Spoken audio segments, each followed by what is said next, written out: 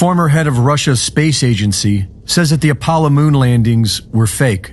And in a recent video going around, Vladimir Putin is briefed that several moon landing images are considered to be fake by artificial intelligence. То есть почти все объекты на этом фото ей кажутся ненастоящими. В то же время вот фотография китайского лунохода у нее особенных вопросов не вызывает. А это то, что кажется ненастоящим? Да. There's a great deal of human intelligence who do not believe that the Apollo moon missions were authentic. And here are some of the reasons why. NASA was run by former Nazi Wernher von Braun, who was beholden to the U.S. government for secretly importing him into the country via Project Paperclip, as were the dozens of other Nazis who joined him to work as rocket scientists, all of them with a good reason to keep a secret. And the overwhelming majority of astronauts were Freemasons and the sons of Freemasons. Freemasons swear on their lives to keep the secrets they are entrusted with.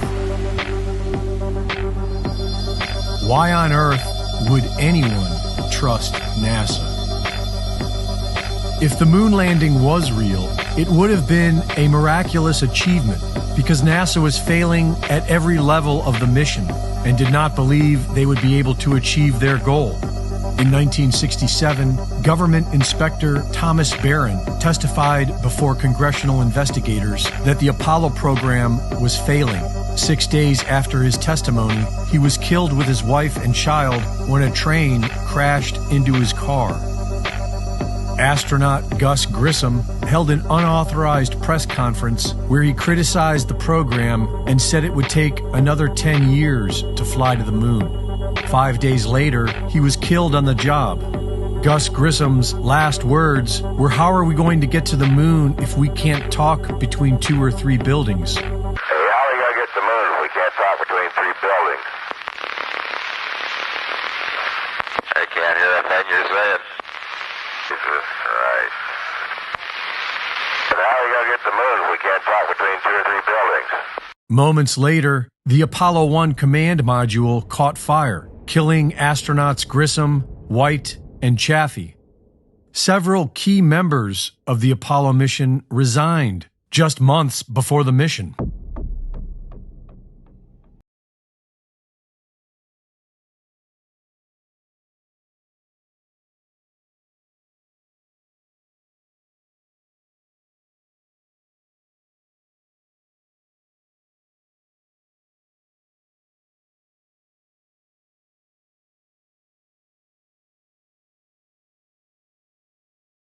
Problems to solve. Problems with communications, the rockets, and the lunar module. But one of their biggest obstacles was deadly radiation. In order to reach the moon, one has to pass through what is known as the Van Allen radiation belt. And NASA announced in 2014 that this was still a problem when they launched an unmanned spacecraft to try to solve it. Radiation like this could harm the guidance systems, onboard computers, or other electronics on Orion. Naturally, we have to pass through this danger zone twice, once up and once back. But Orion has protection. Shielding will be put to the test as the vehicle cuts through the waves of radiation. Sensors aboard will record radiation levels for scientists to study. We must solve these challenges before we send people through this region of space. Aside from the Apollo moon missions, no one has ever gone past the Van Allen radiation belt. The Apollo moon mission had no protection against the radiation, and astronauts don't even seem to know about it. Any ill effects from the Van Allen radiation belts? No. Now, I'm not sure we went far enough out to encounter the Van Allen radiation belt. Maybe we did. The belts are 1,000 miles to 25,000 miles above the Earth. Then we went right out through them. According to NASA, we can go no higher than low Earth orbit. Plan that NASA has is to build a rocket called SLS, which is a heavy lift rocket. It's something that is much bigger than what we have today, and it will be able to launch the Orion capsule with humans on board, as well as landers or other components to destinations beyond Earth orbit. Right now, we only can fly in Earth orbit. That's the farthest that we can go. And this new system that we're building is going to allow us to go beyond and hopefully take humans into the solar system to explore. So the moon, Mars, asteroids, there's a lot of destinations that we could go to. In the documentary film, a funny thing happened on the way to the moon. The 3 astronauts of Apollo 11 are seen in low Earth orbit, figuring out how to stage a fake image for the camera. This film was recorded when the Apollo 11 was said to be nearing lunar orbit, and we can see and hear them manipulating the shot to make the Earth appear to be thousands of miles away, when in fact they have blacked out the inside of the craft and are blocking off the window facing the surface to make it look like the Earth at a distance. When we hear Houston radio approval for the shot, the astronauts do not respond until an unknown third party can be heard whispering, "Talk." Hello, Apollo 11. Houston, Goldstone says that the TV looks great. Over.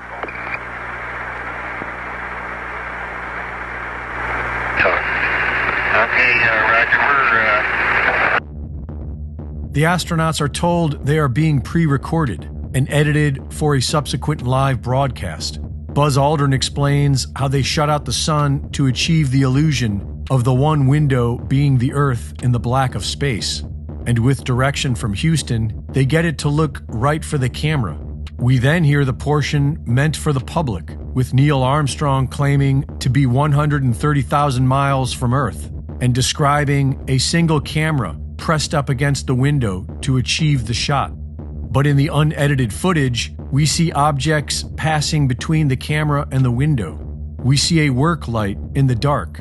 And finally, when they are done with their hoax, the final few frames reveal the truth. Protecting humans in this radiation wasn't the only problem.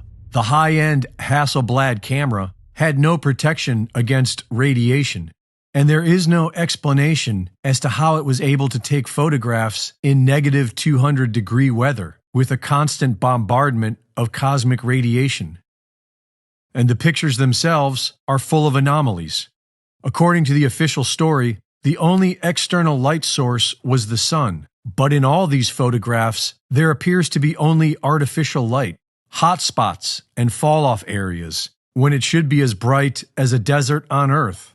And if the sun were the only light source, then all shadows would run parallel to each other. But in these photos, shadows either run perpendicular to each other, proving multiple light sources, or in others, the shadows are divergent, proving a single local light source. Shadows created by sunlight have a sharp edge. Shadows created by artificial light have fuzzy edges. Even the camera expert from Hasselblad agrees that these photos were shot using artificial light sources. Yes, it seems like he's standing in the spotlight. And I can't explain that. That escapes me. Why? The photographs all appear to have been taken on a professionally lit soundstage, which could have easily been part of their billion-dollar simulation project. And when you compare scenes from the Apollo moon landing footage with scenes from Stanley Kubrick's 2001 A Space Odyssey, there is strong evidence that the exact same technology was used. In the late 60s, a state-of-the-art front projection system developed by Scotchlight allowed Kubrick to simulate expansive backgrounds by projecting them onto a large screen made with small glass beads. The giveaway for this cinematic trickery is that the foreground must always hide the bottom of the Scotchlight projection screen in the background. In order to do this, the bottom of each set needs to have a complete horizon line between the set in the foreground and the screen in the background. And we can see this signature in all the Apollo images. We can also see light refraction off the glass beads in the Scotchlight screen. The lunar module appears to be cheaply constructed, with tinfoil and scotch tape, and the 10,000-pound thrust rocket on this flimsy craft didn't even leave a mark in the ground beneath it. There is no moisture or discernible atmosphere on the moon, and yet we can see mud and dust being flung into the air. In an original recording between Houston and astronauts on the moon, a reply is heard instantly, which would not be possible from that distance. Roger, Jim, copy. And are you progressing towards Dune Crater now? Yep. The same recording was then edited for a public broadcast, and 4 seconds were added. Roger, Jim, copy. And are you progressing towards Dune Crater now? Yep. And when they supposedly left, there was no visible flame on the lunar module, even though hypergolic fuel visibly burns in a vacuum. And we never hear the 140 decibel rocket engine which the astronauts are sitting on top of. 40 feet down, 2.5. Picking up some dust. 4 forward. 4 forward. Drift into the right a little. Good. Okay.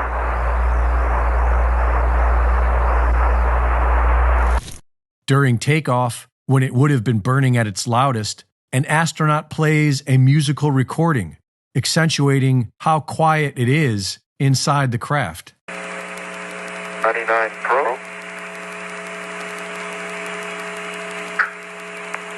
Good liftoff.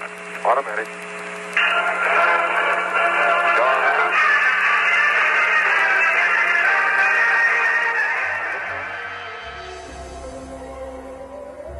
An official moon rock given to Holland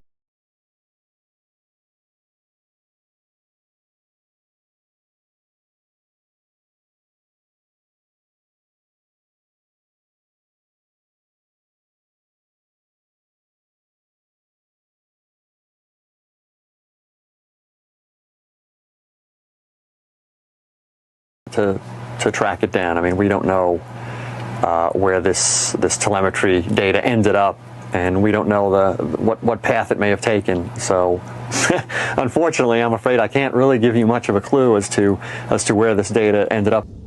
Greg Reese reporting.